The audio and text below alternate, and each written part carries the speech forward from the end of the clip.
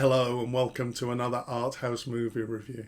This time I'm reviewing the documentary The Crack in the Mountain, directed by Alistair Evans.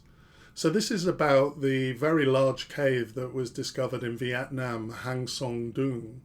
And the cave is absolutely amazing. There is some beautiful footage of it, and so it kind of starts out as a nature documentary.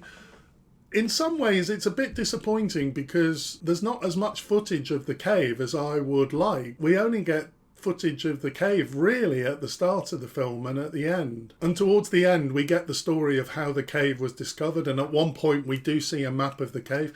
But I wanted to know more about the cave. I think at some level, the documentary falls short of kind of giving me enough information about the cave. Instead, the film becomes a bit confused and unfocused. It covers all kinds of topics. From obviously it's got the natural elements of this cave, but it's also got quite a lot on the environment. It's got a lot on activism.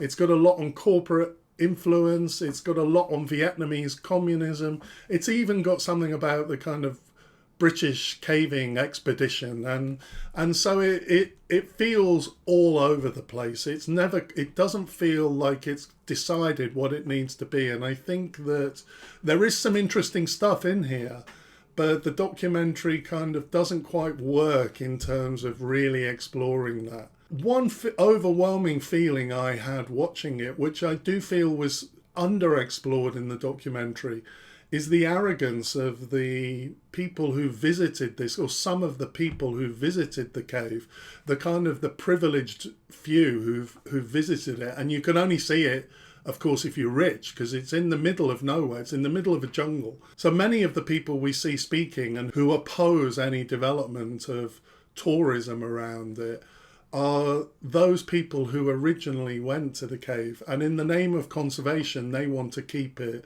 special as it was. But I just felt there was an element of elitism here that, when we look at the rest of the world, there are of course tourist sites are exploited, and we see with Mount Everest the amount of rubbish left up there and the ridiculous pictures of queues of people waiting to get to the summit.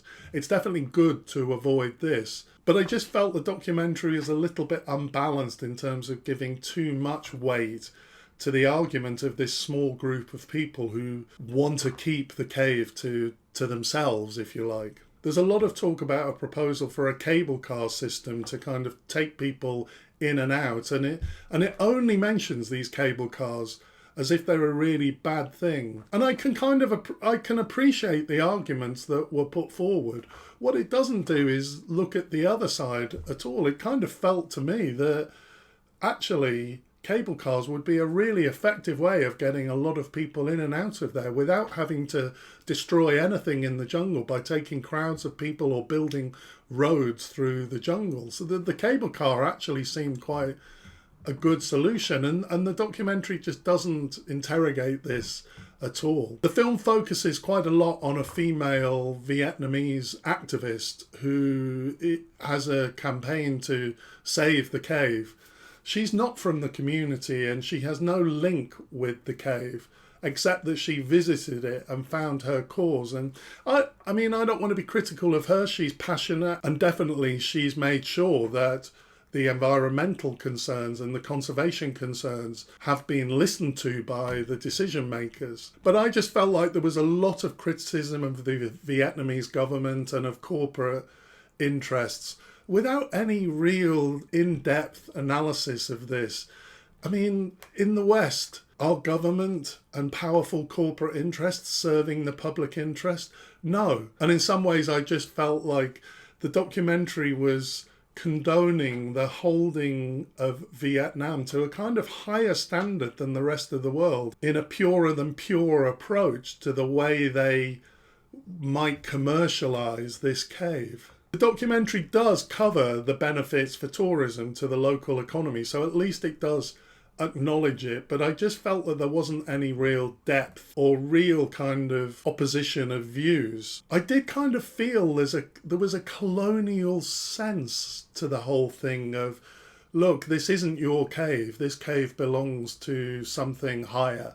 And there's a sense of, we know what's best for you, a sense of ownership even of the cave. And after all, the people who have been to the cave are privileged and rich. And there's an interesting kind of class thing going on, because all the porters are local people, but it's the rich foreigners coming in that are employing the porters. And there's a really interesting thing about who has the power, but the documentary just doesn't probe this at all, although I have the feeling that it tries to cover all angles, almost like a checklist, but it doesn't really get to any depth. There are interesting issues in the documentary. The footage that we do have is spectacular, and there's interest. The issues are interesting in terms of the economics of bringing prosperity by allowing tourism without harming the environment. But I did have the feeling